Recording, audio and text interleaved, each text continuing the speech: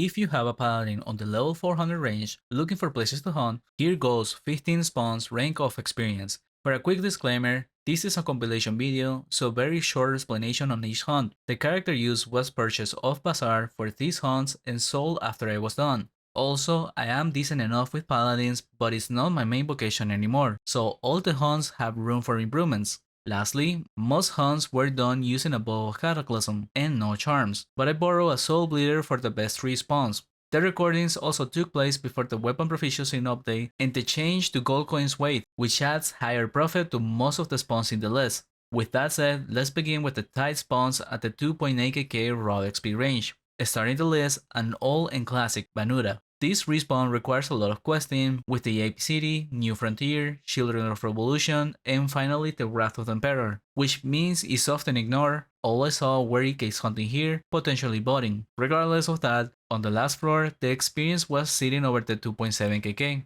and with a profit of over 400k, not accounting for the price of snake skins and Medusa hairs, which varies on servers. Next up is the Chocolate Mines. This requires a bit of questing, with the Threatened Dreams into the Sweet Dreams quest, and intends to be fairly uncontested until recently. With the monks being pretty good here, it started getting more popular. But with this Paladin, I was doing around the 2.8kk raw XP, with about 200k profit an hour, with potential for higher based off the chocolate coin prices. Next up is one of the most contested spawns in this list, Were Lions. You will need to do the Greenbelt quest, Curse Spread, and part of the Ancient Field. The reason this spawn is highly contested is due to the easy profit, which was around the 600k with this Paladin, on top of experience of around the 2.8kk raw. Finding this spawn available is highly dependent on the player base of your server, so keep that in mind.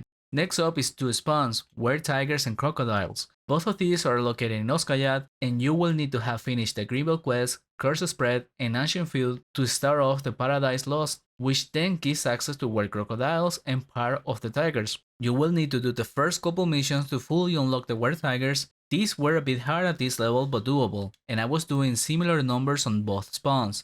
Around 2.8kk raw XP with around 320k profit on the Were Crocodiles and close to 400k profit on Were Tigers. Keep in mind, I tried both outside of the full moon event, which improves the XP a bit but also increases difficulty. Lastly will be the Winter Court, sitting a bit low on the list because of the difficulty for this lower range, but it was doable and I was also doing around the 300k profit an hour, so overall it's decent. Now leaving the 2.8kk range, we enter slightly higher to between the 2.9 to 3kk. Starting with the Yalahar Grims, a spawn that benefited of the rebalancing project of 2024, but has become highly contested since the introduction of monks. Their resistance to physical attacks makes them not as good to hunt for paladins, but is balanced a bit with their weakness to holy. On this hunt I was doing 2.9kk raw, but with negative profit. This is highly dependent on good luck with rare drops to profit, although the change on gold coins improves that.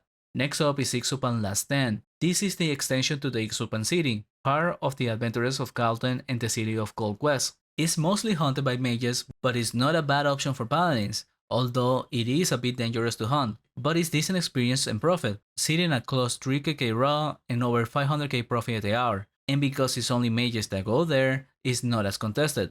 Now moving on to spawns of over the 3.2kk raw. With Summer Court, this spawn requires access to fairies and do enough missions of the Dream Course quest to unlock access through the portal. Although it might not have been necessary to include the portal, it's something I was doing anyways, but it is a bit dangerous to hunt, so be aware of that, and come with as much fire protection you can manage. With this character, I was doing around the 3.2kk raw and around 400k profit. For the next 2 spawns, you will need to have casted 300 body points in the Rathalon quest to get the citizen rank and be granted access to the underground Clute factory, because then you can get to the Oramon raids. These are rotating every hour and are a quick 15 to 20 minute hunt at a time, since that's when most creatures will be available, and recently they all got some buffs, so all 3 raids are included on this list.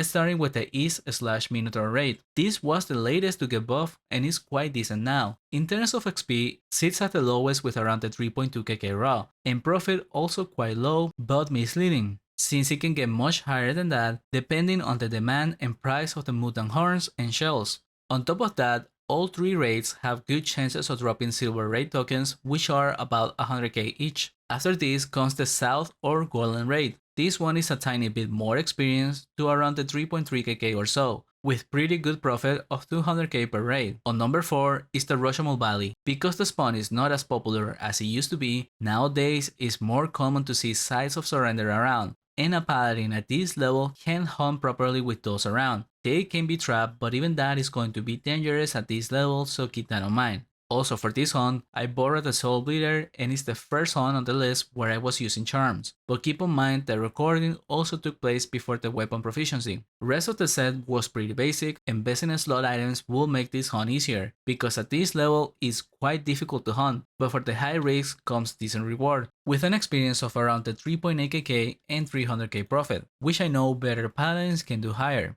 Next up is the Oramon Catacombs. For this one, you will need to have casted 50 bonding points in the Rathagon quest, and then you are granted access, but because the Catacombs have rotations of 14 days, where it can be a different version based off the votes from players, means this spawn is not always available, but when it is, it's one of the preferred paladin spots, although for a bit higher level than this. However, it is still very much viable, but the charm of Fatal Hole in Dark Tutorers is the most impactful towards experience, since they run away on low HP without it, and it wastes time to chase them around. So keep in mind that if you don't have charms, it won't be nearly as good to hunt. For me, I was doing over the 3.8k raw XP, and for this particular hunt, I know for certain that a better player was able to push the XP to 4.5k with the same character, which would push this to the best XP at the level 400s. But back on the list, on second place is the Oramon West raid. This one is by far the most popular raid out of the three because it's also the best. It's also somewhat easier to hunt because of the Sleep Hole as a paladin, which is very helpful here.